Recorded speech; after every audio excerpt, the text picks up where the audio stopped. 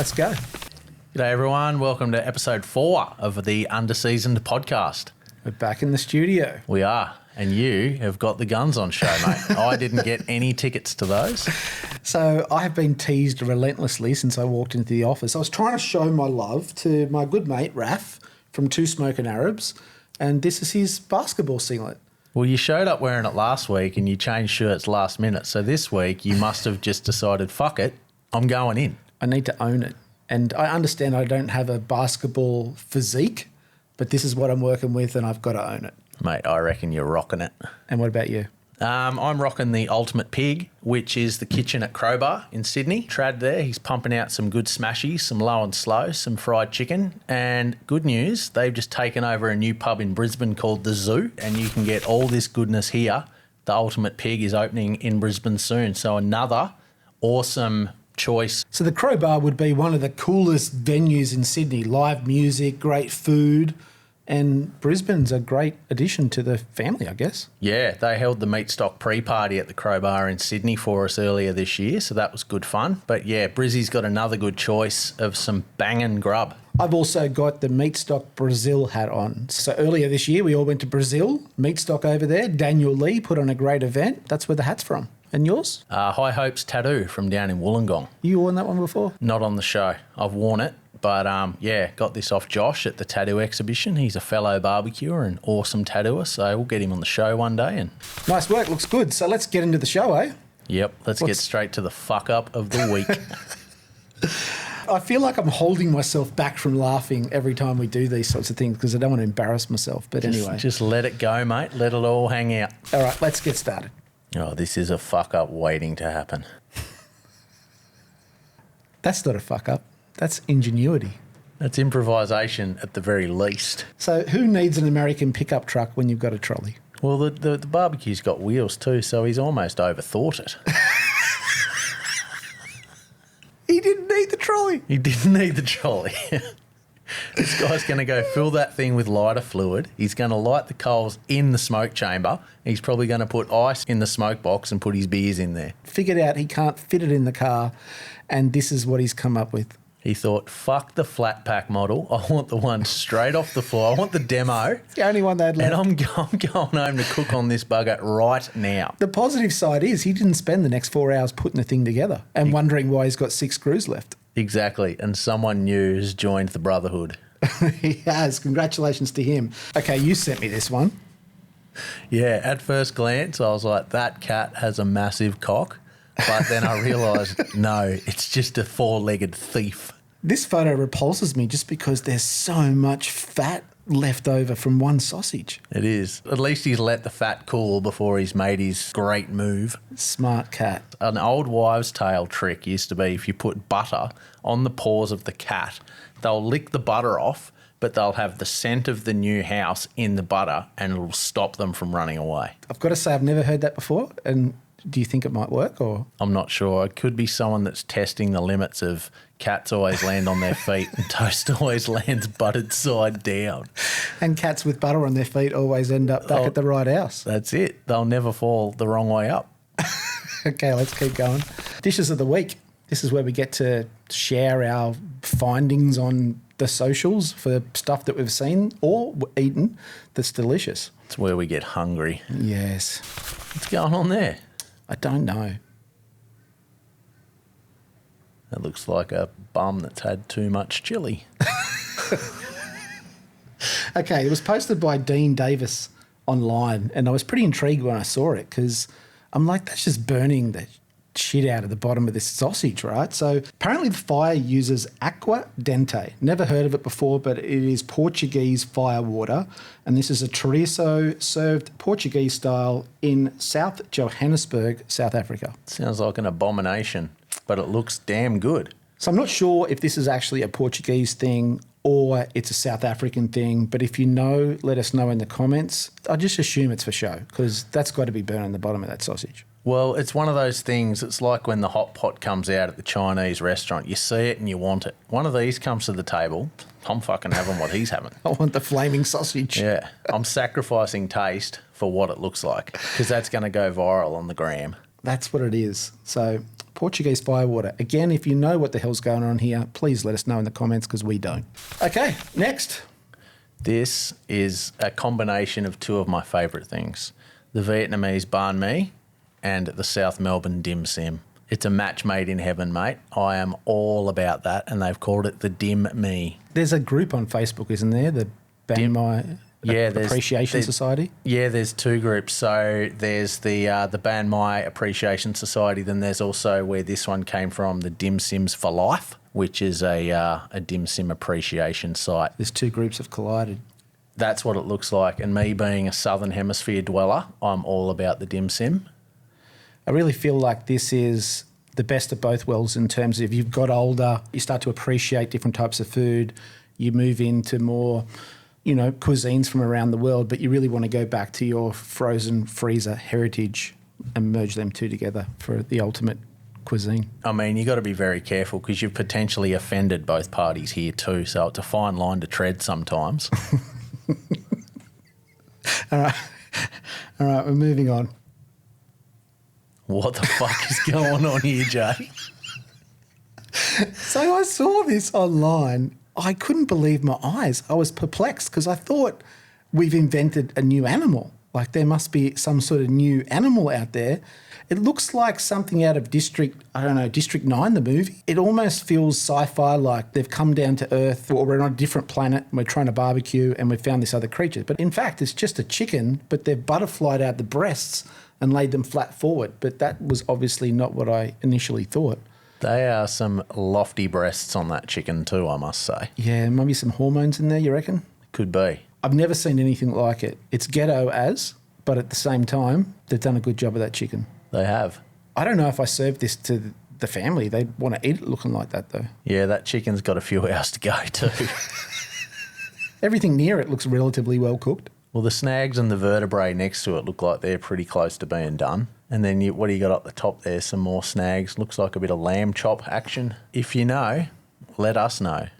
Well, we're definitely not going to knock the ghetto-esque barbecue because it gets the job done. It does. I'm very appreciative of people that don't let the lack of appliances get in their way because essentially all you need is a heat source and a protein and you can barbecue. Does that look like the tray from the top of like a fridge at the top there? The grill? That looks like the coolant. It's a radiator. Looks like the back of the radiator. All right, well, let's keep moving on to products now. So this is basically where we, hopefully, if you've got some stuff, send it to us. We can't promise we're going to give it a good review, but we might give it a plug. But if you've got some products, some merch, flick it our way. I'm an XL, Jay's a 2XL. Yeah, I am. But by looking at me, maybe a 3. This has popped up on the socials. This is a bit of a tease, this one, because this is for our Kiwi viewers only, really. You're not really going to get them in the mail. So this is pretty cool. This is a barbecue team in New Zealand that have teamed up with a well-known meat brand in New Zealand, and they've created their own sausages based on the flavours from their rubs. Awesome family team too, the guys at Rum and Q. Trace and Matt do awesome. The kids get involved. Yeah, I'm just really disappointed that I've got to jump on a plane to try these because they look banging. And their flavours that they get going, that porter rub, this one here, I've tried that. Haven't tried the homegrown, but their flavours slap. They're really good. It's great to see them on the supermarket shelves.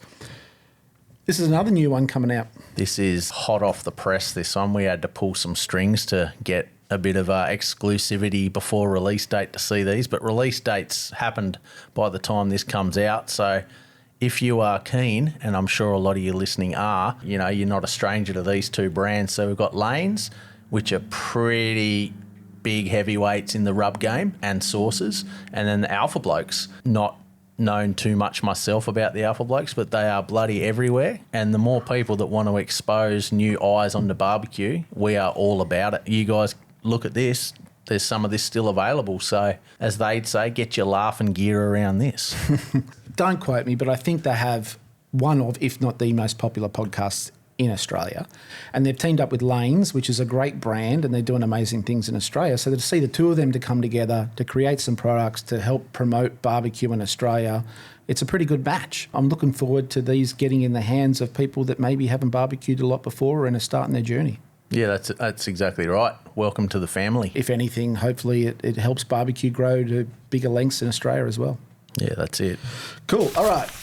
Moving on to events. So there's not many barbecue festivals that I haven't been to or tried to get to or aren't on my bucket list, but this one is definitely hasn't been on my bucket list, and it's something that I really want to get to at some point because I'd never heard of it before, but it's the Mozambique BBQ Festival. Steve actually mentioned this. They've really missed a unique branding opportunity here by not calling it the Mozambique BBQ Festival.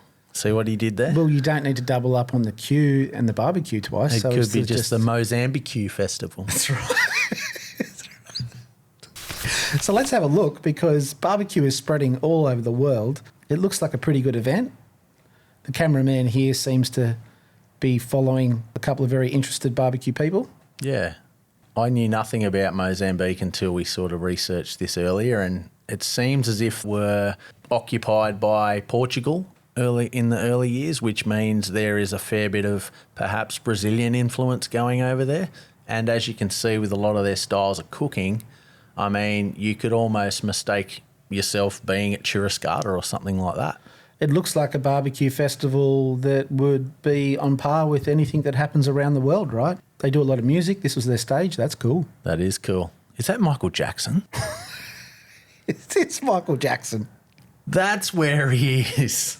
He's been waiting to come out at the Mozambique BBQ Festival. He has. But that is actually a Michael Jackson impersonator. He looks legit. That looks pretty impressive, right? It does. So add Mozambique BBQ Festival to your bucket list. I'm going to get there one day. I'm going to make a point of it. There you go. All right. The next event was Butcher Wars. Butcher Wars happens in Australia at all the Meatstock events. It's happened in Brazil. It's happened in Greece. It's happened in, I think, Germany. It's happened all around the world. But the World Championships, it was the first one ever where all the winning butchers or top butchers got together to compete for a world championship. It was held at the Smoke and Fire Festival at Ascot Park in London. So a really prestigious venue, right? So it was really put together by the event Smoke and Fire Festival and also Shannon Walker, who's really well known in Australia. He's the manager of the Australian butchery team. He also does a lot of stuff with Butcher Wars. So he helped pull this event together, which featured butchers from around the world. And you had to either have done really, really well or be on top of your game in terms of butchery to be accepted. It was an invitational event. And I think they had 2 competitors from each country. That's a pretty big deal. It really is the best of the best as far as competitive butchery goes. So each butcher is given a half lamb and a half a saddle of pork in 30 minutes. That's not enough time to actually break those cuts down into just their normal primals. You've got to turn it into a display that looks like something out of a fancy butcher shop, and you've got 30 minutes, and you're in front of a crowd, and you're under lights. And you're being judged. And you're being judged. So they judge the butchers on speed, technique, which is their knife work. They've got to have beautiful knife work, creativity and final presentation. So they add all those scores together. Shannon Walker, who's a big part of what we do in Australia, he was kind of the coordinator for the event. So the eventual winner, this was their final presentation. It's a pork cheesecake. Now you've got me interested. It's stunning butcher work. So this was the winner, Brett Laws from Australia. Brett cleaned up at Meatstock in Australia. He won all 3 events that we did. So it's no surprise he took out the World Butcher Wars. He was the winning butcher. Second was Ben Tyndale from the UK. But they had butchers from New Zealand, Australia, England, Scotland, Brazil, Germany, Poland, Greece, Ireland, Tonga. Tonga. So speaking of Tonga, this is Marty Hickey. He came all the way from Tonga, the small South Pacific nation, and this is what he did. Pretty cool, hey? That's amazing. Butchers have kind of been an unrespected trade in many ways up until recently, and I feel like the event of celebrity chefs and now maybe celebrity pitmasters and celebrity butchers, this is the start of people putting some respect on the trade of butchery. Well, it's, convenience killed their industry there for a while. Everyone was just getting stuff from the supermarket, and then you'd go back to your local butcher shop and you didn't want to pay the prices they had because you could get it cheaper elsewhere. But We're slowly starting to learn again that you get what you pay for, and quality is very important, and we don't want this trade to die away. It's very essential if you want to have nice things. Yeah, if you want creativity out of your butcher and you want something different, then the supermarkets just don't do it. No. So that was a pretty cool event. It's great to see butchery being promoted all around the world. And so well done to Pret Laws for taking out the first ever World Butcher Wars World Championship. Well done, Lawsy. Well done, mate. Okay, on to some epic backyards or man caves. These are places that we are jealous of, basically. I don't have enough in my backyard. Setup's pretty rubbish. So to see things like this, I really start to question my life choices. My man cave's full of pallets of Born Dry. Oh, tell us a bit about that. I am the Northern New South Wales regional distributor of Born Dry, much to my wife's disgust. That's because it's your own business? Yes, it's our own business. It's our canned water company. Yeah, in our shed, I've got a couple of pallets of stock and right next to a Pilates reformer. So we take work home with us. Right. Well, it's not obviously anywhere near as good as this. So this is a little bit deceiving. From the outside, this doesn't look like too much. Oh, you could fit some pallets in there, mate. All right, well, let's have a look at the inside. Fucking hell. This is tailor-made. It's got to be. I feel like I've done something wrong in my life to not have anything like this. It's because we don't have the time. It's because what spare time you did have, you said, hey, let's make a podcast. So this is husband and wife duo, Shane and Chloe Scott. Both of them are well into barbecue. So this is the actual barbecue asylum. This is correct. So their barbecue team, their catering operations called Barbecue Asylum. This is their HQ, their headquarters of Asylum. Amazing. Look at all those trophies up the back there too. They're not fucking around. Well, they've obviously won some credentials. It took them 3 years to build this thing. I can see why. I'm just so impressed that the barbecues are inside too. And you've got the extraction too, so you're not going to get too stinky in there. And yeah, you got to keep that pool tablecloth nice and clean.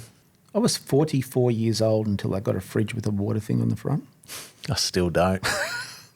Oh, dear. What an amazing setup. So this is a few more photos here. It's a nice touch with the little love. Live, love, lump charcoal. They've also got a pool table. And you can watch the footy down there in... they're down in Victoria, aren't they? There'd be AFL on that TV, I would imagine. They're down and this down there, it's called a heat pump. Not an air conditioner, because you don't use it to cool, you use it to heat the fucking place up. In winter, you definitely do, don't you? Yes. Yeah, it gets cold down there. So this is what I call a barbecue power couple. So these two are super into barbecue. It's great that they can build something, share their passion together. This isn't one of those things where the bloke goes off and does his own thing and builds his own cave and goes away and hides. Him and his missus are really into this. So this is a space for the two of them to enjoy. And not only into it, they're actually kicking ass. They're just good people. Yeah. So well done to them. Next on the show, bit of art. Bit of art. Everyone knows by now you're an artist. You've done some phenomenal pieces over the years. Thanks, and mate. And you just keep adding every week. Every time we do a podcast, you've got something new. So well, I've got to pull my finger out now if we're going to feature one every week. But this one here, this is on brand, this. If you've ever been to Meatstock and seen all that fabulous bush furniture getting around the place, because of these guys, the Corowa Bush Furniture, Dave and Junior, father-son business. Yeah, David has been known as the bush rat for years, and they make by hand all this beautiful native timber furniture and that sort of thing. Dave was listening to the podcast from hospital the other day. He's done himself a mischief. This saw-looking thing here, he decided to run his fingers through it, and now he's rocking a permanent shucker. So he displaced 3 fingers, and he's... 3 are gone. 3 are gone. Time you see him, bro, just... throw him a shocker. Oh, poor bugger. He's been in the wars a bit. Well, he is. We love you, Dave. He's a legend of the Australian barbecue scene, and I just like the fact that people are hand-making stuff again these days. Yeah, well, these guys have obviously established 1981. They've been going for 43 years. They haven't stopped hand-making. By the time this episode comes out, they should have this design on some merch ready to go, so keep an eye out for that. Support the guys, and I think it's pretty fucking cool. The bush rat riding the old-school plane and... about to chisel some shit. It's good. I love it. Okay, so onto the artist spotlight. This is where you pick an artist out and give them some love.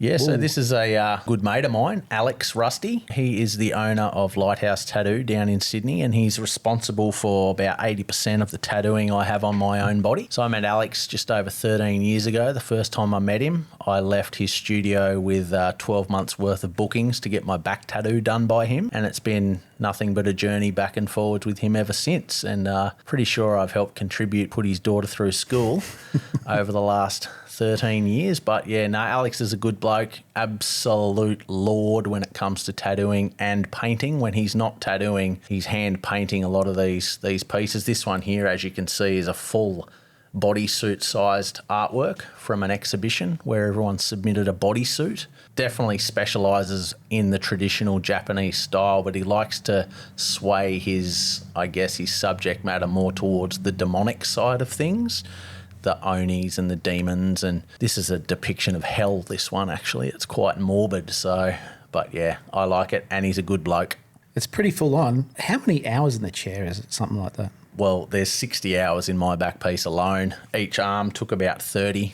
And I mean, it all depends. If you're going in and getting 2 hours done at a time, it's going to take longer. When I get tattooed now by Alex, I don't really have much of a say in what we do. The only thing I give him is what body part it's going on, and he comes up with something sick. But yeah, I book out all day with him. Yeah, he's tattooed my wife as well. He's got that colour saturation down pat, hasn't he? He does. So you see a lot of people doing colour tattoos and the colour washes out. What's the secret to getting colour to stick into skin? Oh, it's a combination of a lot of things. It's the type of ink you use, it's the machine, it's the needle, it's the artist, it's everything. And it can come down to how well the wearer actually looks after their tattoos. I mean, the healing process is very important. You can lose a lot of quality of your tattoos if you don't look after them for those vital first few days. Some people's skin just doesn't really take the ink that well. And you're really fighting the elements here in Australia because we love the sun so much. There's a lot of UV in our sunshine, so we get burnt and we get that tough, leathery, tan skin. While if you go to Eastern Europe where there's no such, these guys don't sunbathe as a pastime, you tattoo some beautiful, untouched white skin, it feels like you're cheating because it just goes in first time.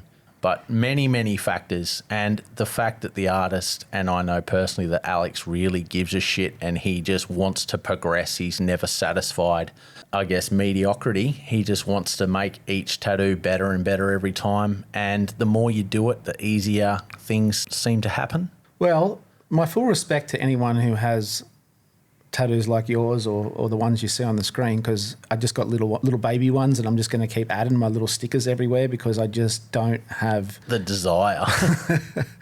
I don't have the willpower. I don't have the pain threshold to sit down for anything that long. 3 hours I'm out, I'm done. You can colour that later. I wish I had that choice. It's all day or nothing when you got to travel to Sydney. Okay, but here's another one to add to our bucket list. Jay's BBQ Shack, right? So if you don't know, my name's Jay. I never knew this place existed. It popped up on my feed. It's in Abilene, Texas, United States. And I'm going to Texas at Christmas. So you've got to get at least a T-shirt. I need a T-shirt. I need to go there. I haven't looked. I don't want to ruin the experience by looking up reviews and finding out it's not very good. But I've got to say the photos look pretty good. They look great. And I've got to say anything that comes in this sort of style, the red and the white checkers, I just think it's going to be fucking good. Okay, so today's menu, I'm feeling nervous about this one. I know what it is, but let's just have a look here. This is a recipe that you found online. It is. We found it. We were in the group chat talking about potential Australia Day born dry flavours, and I came up with let's do sparkling Vegemite, and then we stumbled across this and thought, fuck, we got to do this on the potty.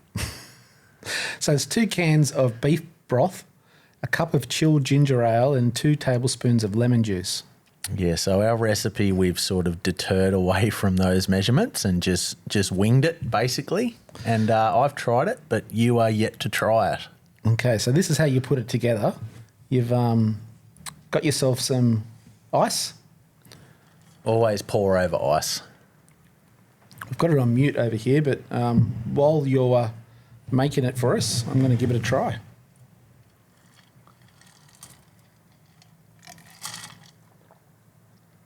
Oh, look, it's not terrible.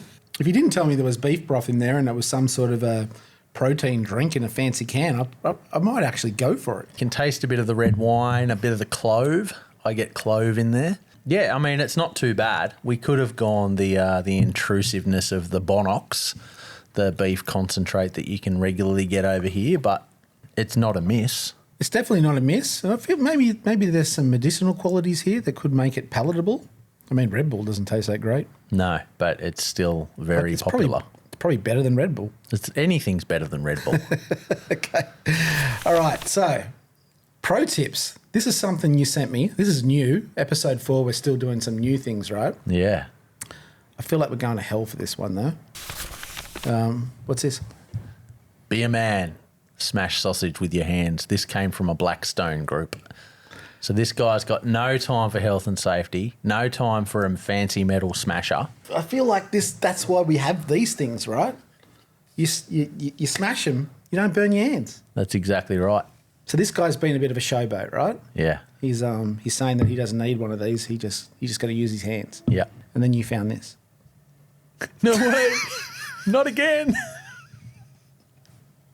Take my strong hand. So Steve's going to hell, you're going to hell, I'm going to hell. I think I was already there, mate. Okay. It's the Encore. So this is the end of the show. It's basically where a picture appears. We have no context. We just got to make it up. You ready? Send it. What the fuck is that? That's an abomination. I am all about it.